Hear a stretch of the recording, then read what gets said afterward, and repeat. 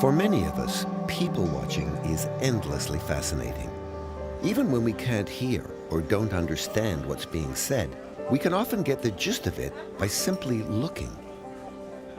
Our bodies are constantly communicating. We don't need a PowerPoint presentation. We don't need a stage. We don't need a projector or a screen. We can display what we really feel at any moment, at any time, anywhere we are present. Body language is an innate part of what it means to be alive. And it turns out that actions do speak louder than words. Why else would we talk with our hands when the person we're speaking to can't even see us? What we know is that some emotions are tied very closely to certain body expressions, and that works in both directions because it's hardwired. The body doesn't lie. You can't fool people unless you're a phenomenal actor, and there are very few of them. I did not have sexual relations with that woman, Miss Lewinsky. Most people are no better than flipping a coin in judging deception. It's not faces, it's not by itself, it's not gestures by itself, it's not a certain word by itself, it's not scratching my nose or covering my mouth or being fidgety. Understanding nonverbal communication has become a valuable tool in the justice system, an essential skill for security teams, a high-tech commodity in the world of marketing, and even a potential treatment for post-traumatic stress. More than ever, it's important to know, what is our body language really saying?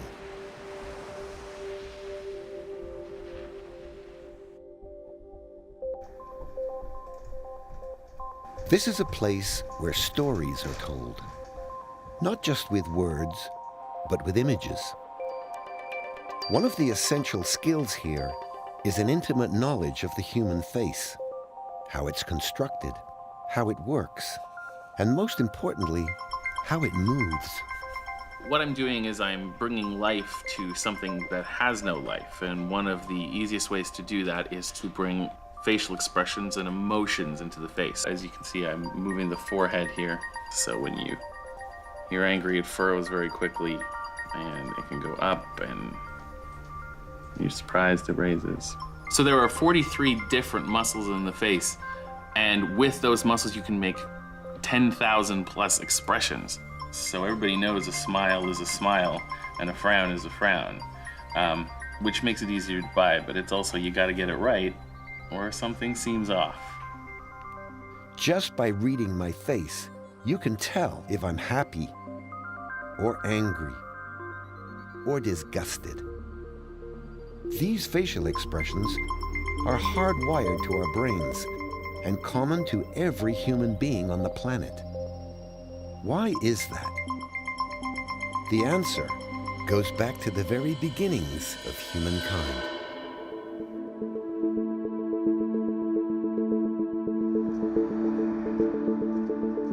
Put yourself in the position of a human 100,000 years ago. We'd be out there in the wild, worrying about who's going to come and attack us. And there were just nonverbal behaviors. The reason why we had these things in our evolutionary history is because they had value to us in terms of our survival.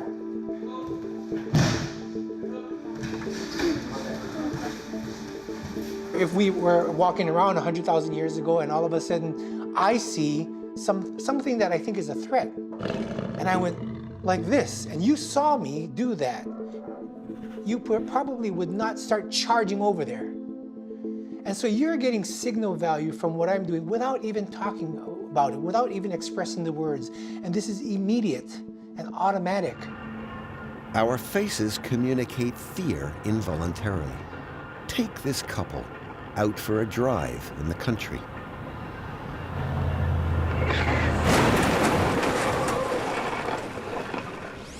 They've struck a moose. Both of them live to tell the tale, But the look of fear etched on the woman's face would be recognized anywhere on the planet. Her body is reacting this way for specific reasons. What that's doing for me is that it allows me to expand my chest. I can take in oxygen because my body's preparing to fight or flee. My eyes get a little larger so I can increase my visual fields so I can see more things. As opposed to when I'm angry, you bring your brows down and you start doing this. So you're narrowing and restricting the visual field so that I am starting to target.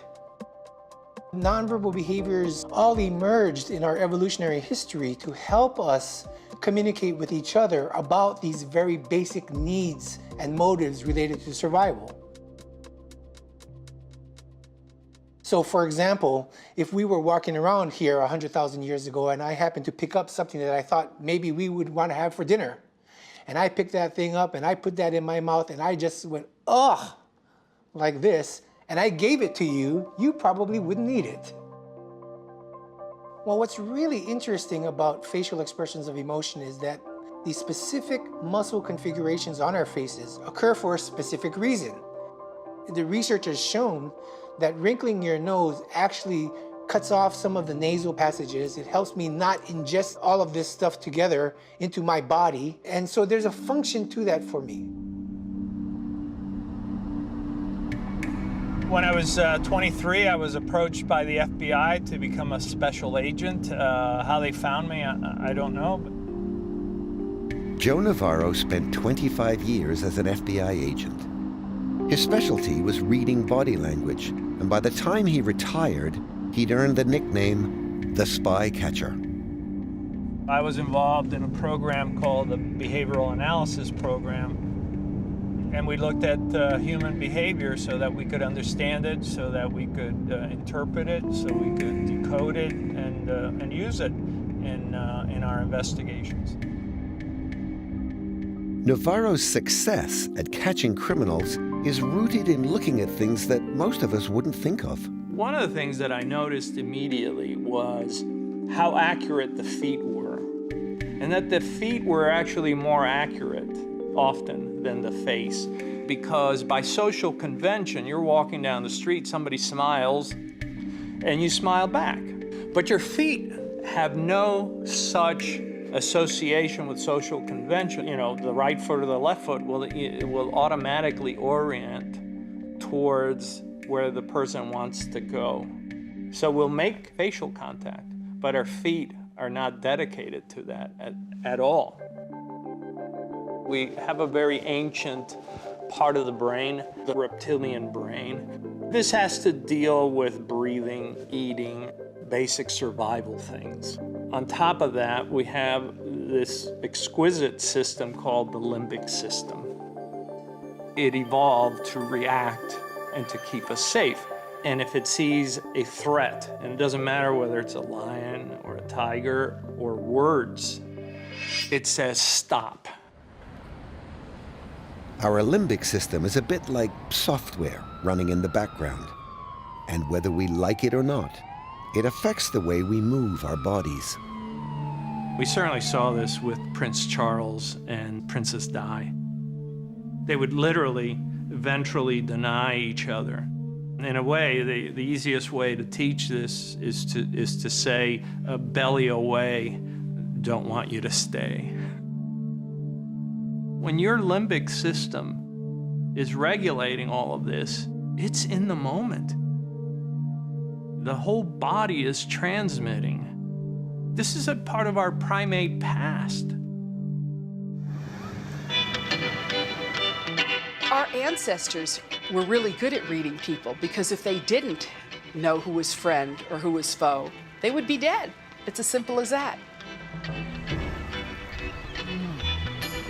Dr. Lillian Glass is taking a stroll on the Santa Monica Pier. She's a body language and communications expert, here to do some people watching. The body doesn't lie. You can't fool people unless you're a phenomenal actor. Body language can tell you so much. She absolutely adores him. And, you know, he's not really giving her much communication. He's very much aloof. And you can see she's really cornered him, literally. She'd like a lot more than he's giving. And she's pulling on his shirt. She really wants to get attention. They've disconnected. She's gone over to the side, her head is down, and it's not happening. And she's resigned herself to just look at the ocean. There's not a lot of bonding there. There's not touching, there's not communication. So there's some tension in that relationship. When I look at people, I look at the whole person. I don't just look at one thing. One of the things I look for is how close do the couple stand to one another? Also, how are their toes pointed? If your toes are pointed in the direction of your partner, chances are that you're in good shape. They absolutely adore one another. It's such a kind of a beautiful dance to watch this couple. They're really connected. They're absolutely in sync. He kisses her forehead with such love and affection and tenderness. And they look right into each other's eyes. Very, very enamored with him and vice versa.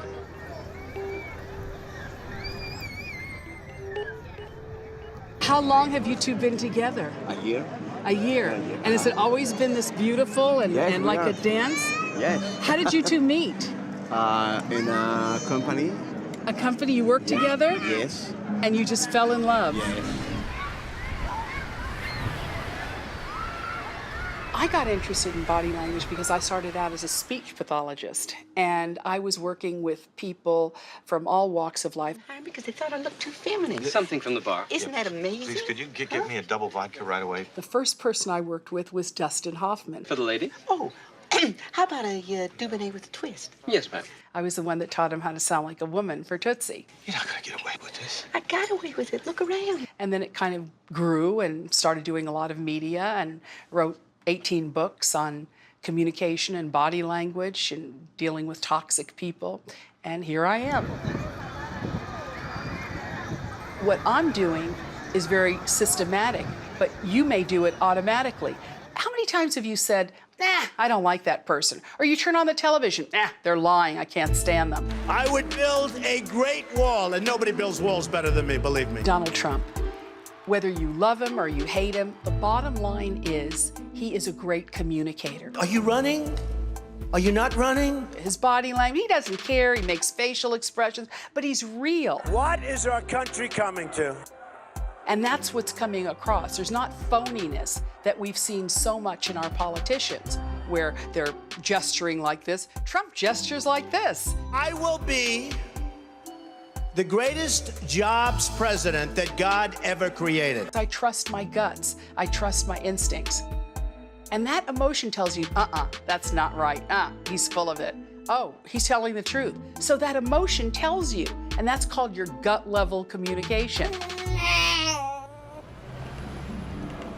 While our instincts help us interpret other people's body language, what we do with our own bodies can often happen for reasons beyond our control. Once you have a thought, before it gets to the voice box, it has to go through the area of the brain that controls my hands. And this is neurologically true for everybody. Once I'm going to verbalize a thought, it makes me move my hands. So doing this is not just a communicative value. It's not just having signal value to you who are watching this. It's helping me think. The fact of the matter is our gestures are not just communicative, because when you're on the phone and I'm on the phone, we're also gesturing, even though we know that the person can't see us.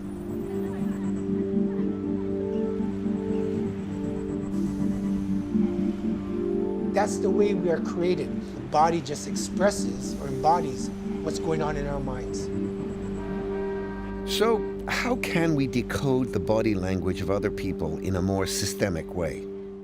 The most obvious place to begin is the face. The body doesn't lie, and neither does the face, because the face is connected with a lot of facial nerves. and 12 cranial nerves. And when you have an emotion, these nerves fire and muscles start moving. The rhosaurus muscle, you either smile or you're frowning. The masseter muscles, if you're angry, something happens here in your jaw.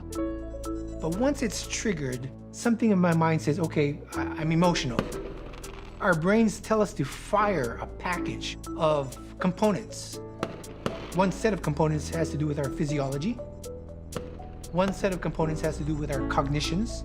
And one set of components has to do with our expressive behavior in our hands and our face and all that. So that one that goes along that one facial nerve that lights up our faces. In the past 40 years, all of the movements our face muscles can make have been meticulously studied, analyzed, and codified. It's a system known as FACS. Well, FACS is the acronym for the Facial Action Coding System. It breaks down every functional anatomical movement that the face can make. And it codifies each muscle movement by a certain number. So whenever a person is moving their face for whatever reason, a trained observer can learn how to identify which muscle is creating that appearance change. Let's say there's an expression of fear that occurs. I could break down this prototypic expression of fear as, in FACS codes, it would be a 1, a 2, a 4, 5, 7, 20 with 26. Researchers have identified 7 universally recognized facial expressions. There's joy, surprise, contempt, sadness, anger, disgust, and finally, fear.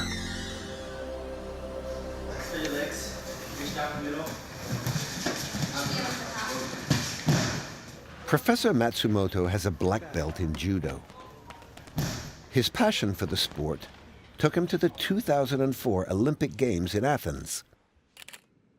There, he conducted an experiment photographing the faces of the judo competitors. So here are some examples of images that we selected for analysis. We then code the muscle movements in the face using the facial action coding system. We know, of course, when the person has won, there's a very large expression of joy, that happiness. The happiness expression has the muscle around the eye that's innervated. It puffs out the cheeks. It gives a little shine. It's exactly the same muscles that are innervated right here, the prototypic expression of joy. So we did the same kind of study with the Paralympic Games that happened in Athens 2 weeks after the cited Olympics. The blind athletes did exactly the same kinds of facial expressions as the sighted athletes did. Now, why is this important? It's important because most of these blind athletes were blind from birth. There's no way they could possibly have learned to produce these expressions by seeing anybody else. That means that the only rational explanation is that we are all born with the ability to produce these expressions. It's an innate ability of ours.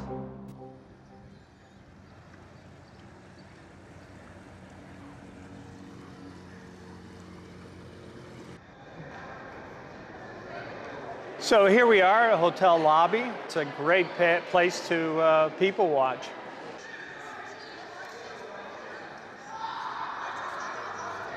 Here we have 3 women, and we notice, how often they either touch each other or signal to each other. And this tells us they've known each other for a while. Now, one of the ways that we can tell when people are standing and talking is how relaxed they are. And we notice that the woman just crossed her leg, one in front of the other. And this is a high comfort display. We only do that when we're comfortable around other people. We know that this family gets along really well. We know this just from the amount of tactile activity we're observing, that there's a lot of touching between the father and the son. And this is always a good indicator of a positive relationship. And so we see the young lady fixing the other girl's hair, and we think of it as this is merely for aesthetic purposes. That's only part of it. By grooming other people, it stimulates the hair follicles, and it sends signals to the brain that add to psychological comfort.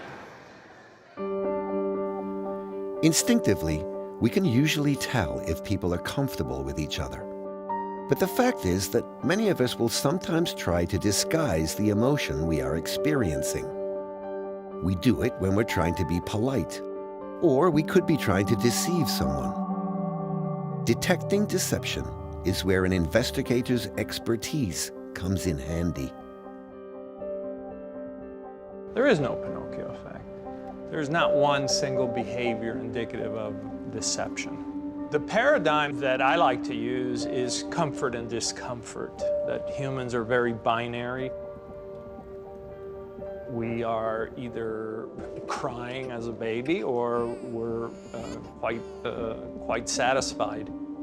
People are either very comfortable or they're struggling with something.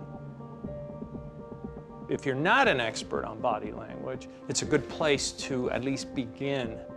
You will see everything from lip biting, squinting, lip compression, furrowing of the forehead, displacement of the jaw. They might go, We might do a cleansing behavior where we wipe our hands on our legs. If we're really stressed, you often see people pull their socks up, and they're literally ventilating their skin down by the feet.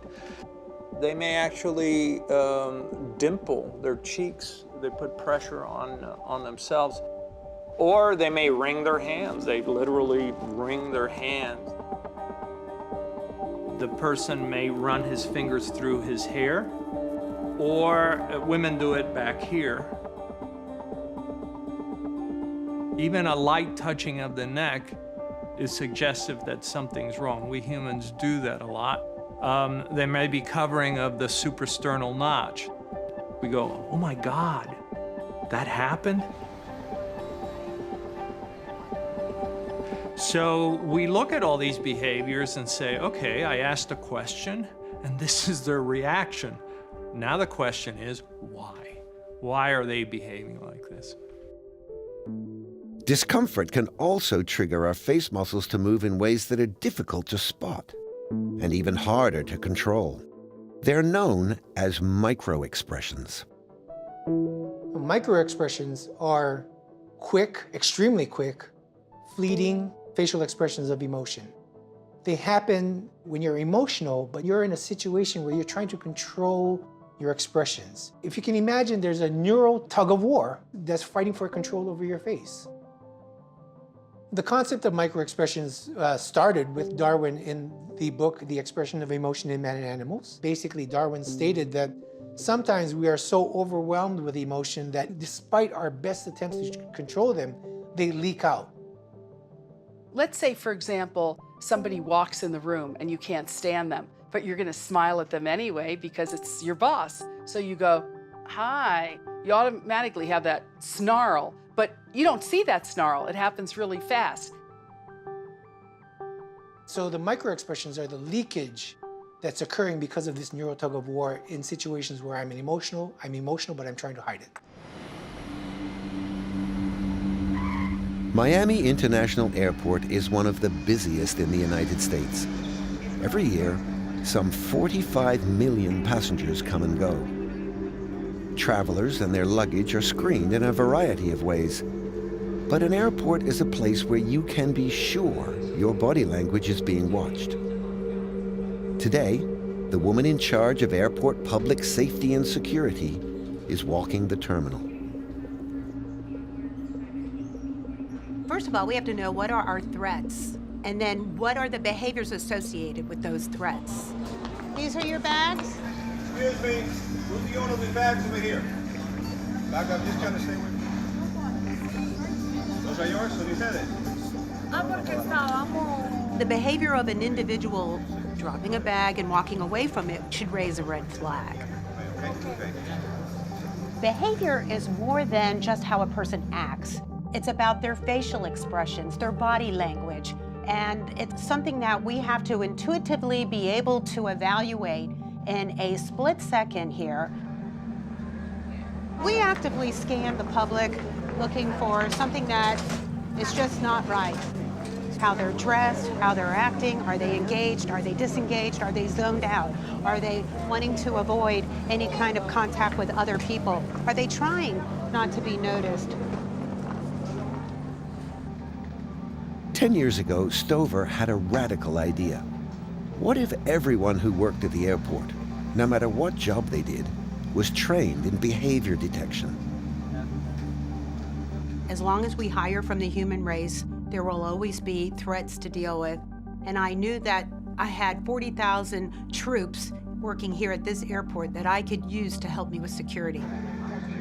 And so now, all the airport employees, check-in staff, mechanics, baggage handlers, everyone gets training in behavior detection. Starting with the janitorial staff. And a lot of behavior detection is intuitive. And we're just using the basic intuition in all of us to just kind of tweak it, refine it, and give the employees that tool to be able to use it as they assist the passengers. You know, we have a brown uniform, you may have a blue uniform. The fact is that our mission is very similar. In sessions like this one, Miami airport workers receive basic training in behavior recognition. You guys are most important assets in the war against not only terrorism, but criminal activity. The airport workers are instructed to observe people in the terminal, to look out for anything outside the range of normal behavior. Is anyone loitering? Is anyone making hand signals? Do passengers look especially nervous? As you know, we have to get it right every day because the terrorists only need one shot. Miami International also uses more conventional methods. There's thousands of cameras here at Miami International Airport. That's the marriage between behavior detection and technology. What's interesting is their clothing and choice of clothing. Somebody's going to go to the Bahamas. They're not going to be wearing bulky clothing. We can look for a person's hands. Their hand movement is very important. We have to try to keep an eye on everybody's hands. We don't have the large canine teeth that other predators have. And so we focus on the hands, we look for the hands to say, are they welcoming or are they aggressive? The two suicide bombers in Brussels with the glove on their hands, that should have stood out as an anomaly. Okay, I go.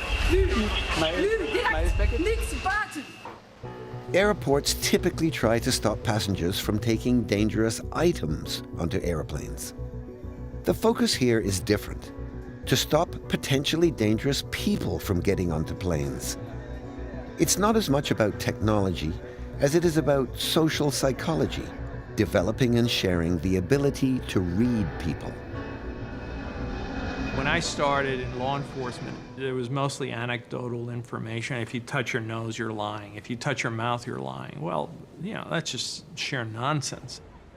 Most people are no better than flipping a coin in judging deception. When people are doing the shifty eyes thing, whether their eyes up and to the left or down into the right or whatever that is, they're lying. That's a big myth. Here at the University of British Columbia, there's a small research group focused on deception and body language. Through evolution, it appears that there's been an arms race between reading other people and other people controlling what they want us to see. That's the first time you told a lie all day. The research is led by forensic psychologist Dr. Stephen Porter. His team studies the way people interact and the different ways we try to deceive each other. Liars or insincere individuals are expected to fidget a lot. They're expected to look very nervous, maybe shift around in their seat. And scientifically, the real tells are the opposite of that. I want you to listen to me. I'm going to say this again. So if you watch Bill Clinton, for example, in his denial of having sex with Miss Lewinsky, he's burning holes through people in the audience. He's picking particular individuals and he's just staring them down. I did not have sexual relations with that woman. If we look at his nonverbal behavior as well as his verbal behavior during that claim, he comes across as extremely convincing, as extremely sincere. I never told anybody to lie. Whether he's a trained liar, we don't know, but he's certainly a very skilled liar. Not a single time, never. He conveys anger and hostility at the idea that anybody was thinking he was even lying. These allegations are false. He's using this thing we call an illustrator very, very effectively. And I need to go back to work for the American people. It's an intimidation tactic, it's a power and control thing, and it's an attention grabber. Thank you.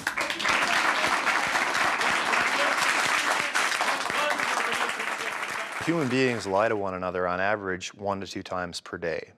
If you have a pair of human strangers who interact, within 10 minutes they're lying to each other on average 3 times. And so we see deception, in everyday life, little white lies, all the way up to more high stakes lies. But it's a really fundamental aspect of social interaction. So our research group decided to undertake the largest scale study of high stakes deception ever conducted. And that entailed collecting videos from all over the world of people pleading for the return of a missing relative. So in 2008, Carissa Boudreau in Nova Scotia went missing, and her mother, Penny Boudreau, gave an impassioned plea to the public to try to assist in finding her missing daughter. So please determine if the individual in the following video is being honest. The Boudreau video is used to teach some fundamentals about body language. I'll leave the room throughout your discussion, and please let me know when you're finished, and I will return and hear your verdict. Your grandparents are looking for you. All of us are. I don't know where you are, but just come home or call or something, please. And all your friends are looking for you, and we're all worried. We just want you home safe. Thank you for coming today. Thank you. Good luck.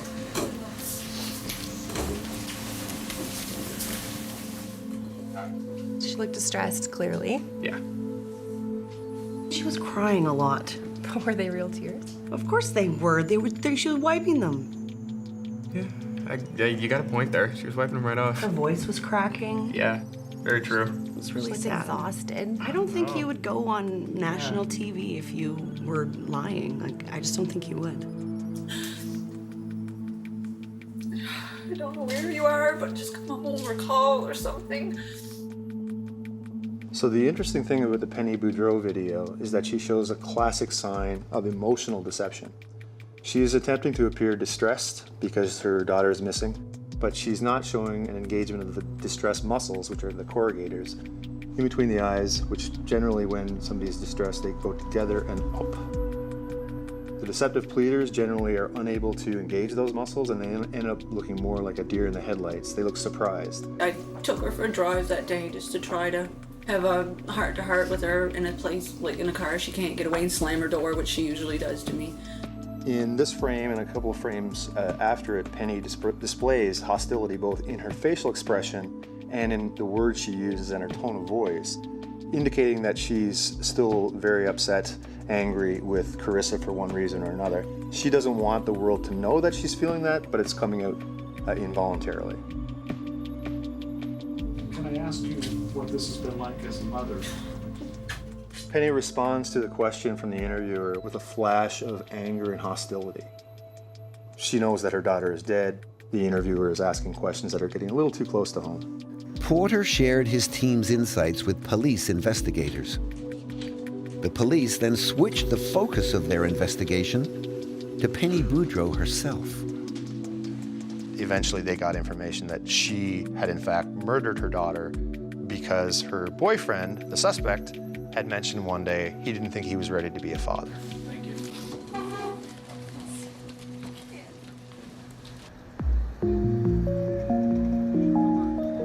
One thing that I've learned that really surprised me was the extent, the magnitude of information that we're conveying any moment via our body language, our facial expressions, and what we're saying. Even psychopathic liars, who are some of the best around us, aren't able to control quote-unquote leakage via at least one of these different communication channels. It's not just the human face that can reveal inner thoughts. You can tell a lot about a person from the way they walk. Imagine we're in the savannah in Africa, as early man was, and they're looking on the horizon and they see people walking. What's their gait? Because that's really what they can see. Are they walking towards us, away from us? Are they walking aggressively? The way we walk can say a lot. It can reveal our intentions, our state of mind, and our physical health. At Queen's University in Canada, they are studying biological motion. The research is led by Dr. Nicholas Troje. He's interested in how the human brain instinctively interprets the way people move. People spend a lot of time watching other people, and we've become experts in it. When we talk about body language, it's a signal which is in a way much more honest than facial expression, because it's much harder to fake and it's much harder to control. The humans apparently are very, very efficient in decoding the information which is contained in the way humans move. If you feel something is odd, or if you feel uncomfortable with someone who is moving, a system kicks in that knows if something is not quite right. What I'm showing you here is 15 dots on the screen, and you might be able to make out a human behind those dots, but that changes dramatically if I set it into motion. So if this one moves, you can't help but seeing a person here. You see more than just a person. You can determine whether, or you can at least make a good guess whether this here is a male. So you see here this lateral body sway, and you see the shape of the male changing a little bit with wider shoulders and narrower hips. On the other hand, you see this clearly a woman here with very different movement, so more vertical movement here, less lateral body sway, more movement in the hips here.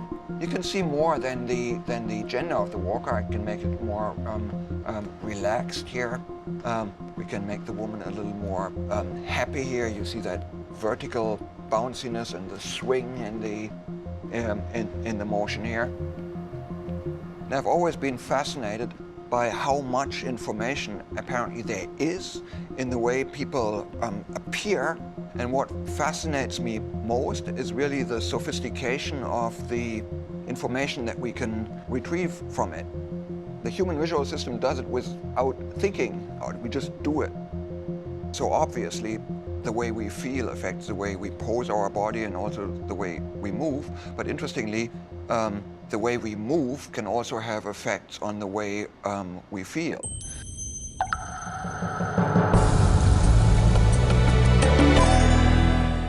So we're really fascinated with body language, and we're particularly interested in other people's body language. You know, we're interested. This is one of the most watched TED Talks of all time, with more than 36 million online views.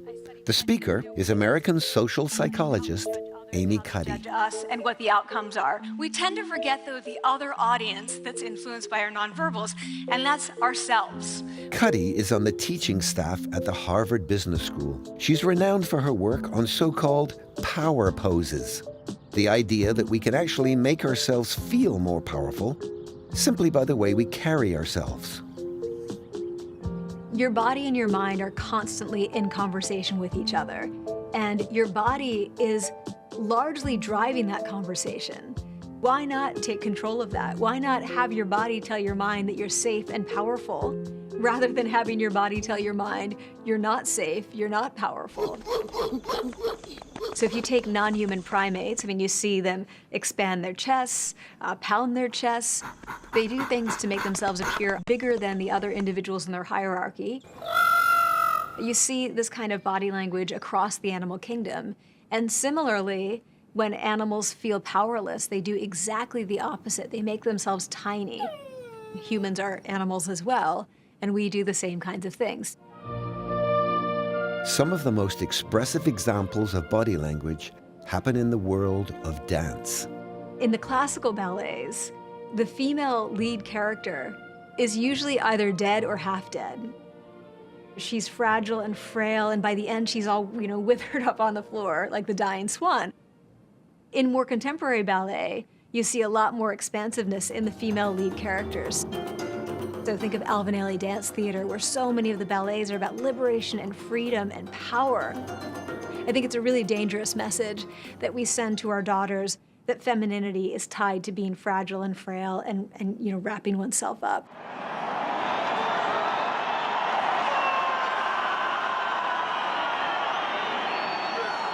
The Haka is a really powerful dance that's performed by the New Zealand national rugby team called the All Blacks. They'll be facing the other team and going through this series of really powerful postures. It's kind of beautiful and intimidating at the same time.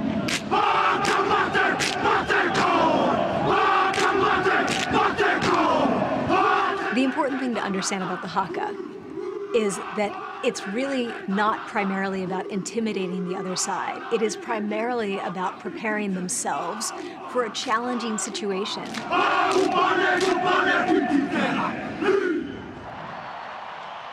Do we have those displays in other cultures? Well, we do. In a sense, when a president or a head of state arrives and they review the troops, that is a stationary Haka. The troops are usually very tall, very resplendent in their uniform, and we look at them and we inspect them.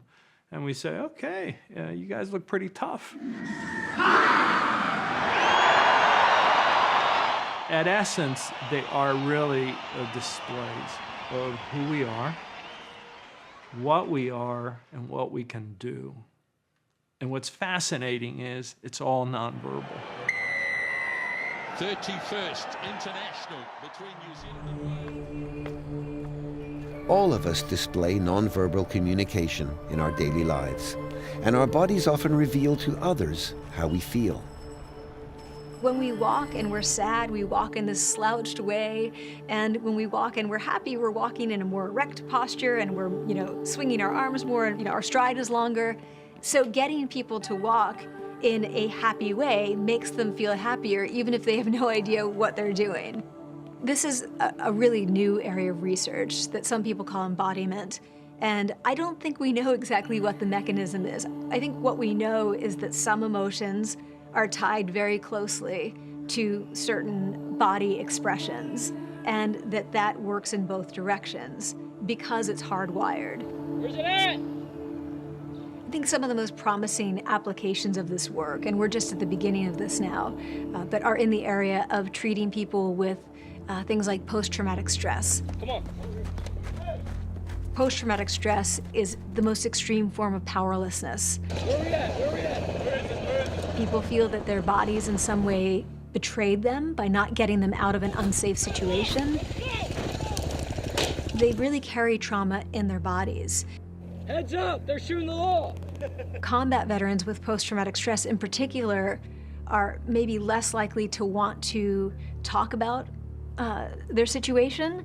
And so these body-based therapies are proving to be really effective.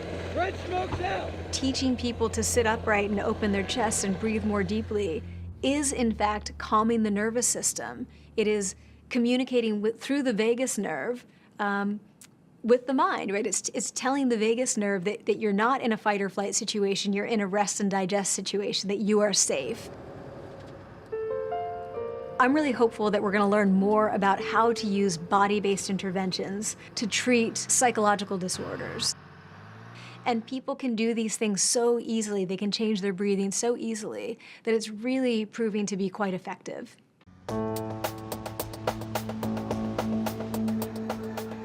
In the heart of Amsterdam, you'll find the Nemo Science Center. One of the displays is designed to help children learn about the meaning behind different facial expressions. They learn that facial expressions are universal and are common to all cultures. Roberto Valenti and his colleagues helped to design the Science Center display. Their company is working on a special project with the University of Amsterdam. We're teaching computers to understand the body language of humans. Valenti's company promises fast, accurate analysis of facial expressions. The analysis is done by using imaging software and computer algorithms. So here, when I deform my mouth and raise my corners of the mouth, you will have an happiness expression. If I wrinkle my nose, you would have disgust. The focus of PsyCorp is mainly on recognizing the signals that come from your face. And of course, you can use this signal for many different applications. You can see Currently, the application is all about market research. Specifically, how to measure a consumer's reaction to an advertisement, positive or negative. Imagine that you can target your advertisement depending on who is in front of it. That's a very interesting return of investment for the advertiser. And now we can really fine-tune what ad is being displayed, depending on the target group. What this means is that not only are we looking at the ad is looking at us, and the ad can adjust itself depending on who's looking. This is a demonstration of a narrowcasting application, which will be targeting advertisement to the group of people that are in front of the advertisement screen. And you can see here now we have a majority of male in the camera. When the male get out of the picture, we can see that the commercial switches to a female advertisement, and we can go back in. It switches back to a male advertisement. The computer needs to understand the human in order to be able to deliver to the human. So not only understand the human in terms of voice recognition, but also gestures and facial expressions. The first one. We can also apply this into direct human-computer interaction, but human-robot interaction. For instance, a robot would be able to understand the body language. The sensitive response. So to really establish a much more natural form of communication. So far, computers have not really tapped in this kind of information. And when computer can learn like a human and can interact to human like a human, I think that's where the interesting consequences and promises of human-computer interaction can appear. Left, or I'm looking right, out. I'm really excited about the developing technologies, but I also believe that the old-fashioned human observational approach is a critical component. That being able to closely observe holistically, you have an advantage that machines never will. But there's no stopping the machines. We see them more and more in our daily lives. Fingerprint scanners, palm printing, and iris recognition software, it's all becoming routine. And while gait recognition is not yet a reality, it's surely coming. I think that we've just scratched the surface for understanding the complexity of our bodies and all of the expressive channels that we have, whether it's face, hands, posture, gait, and we are getting some glimpses of how important it is and how interesting it is, but how complex it is. It's interesting. Once you explain things, or you begin to talk to people about body language, they say, oh, well, that's just common sense. And then when you say, well, how often in the past did you notice neck touching or ventilating or, the pinching of the corner of the mouth to show contempt? People really reveal themselves when you stop and look and decipher what's really going on. And we don't do that enough. I've learned that nonverbals are more accurate than the spoken word. That's true. But I think my family would tell you there is a burden when you can read people with exactitude. And you see things even before they see them. You see marriages falling apart months in advance. That's hard. Why are we doing this? And I think it behooves every scientist to have an answer. I think the ultimate goal of a better understanding of human behavior is the improvement and betterment of society for the ages. The reason why I'm going to be watching these videos for the next 5 years of these studies that we've got is so that we can give that information to others so that somebody can improve our society for some reason, keep us safer, take the criminal off the street, or do something that does us some good. The day will come when we will have a much deeper understanding of body language. The question is, what will we do with that?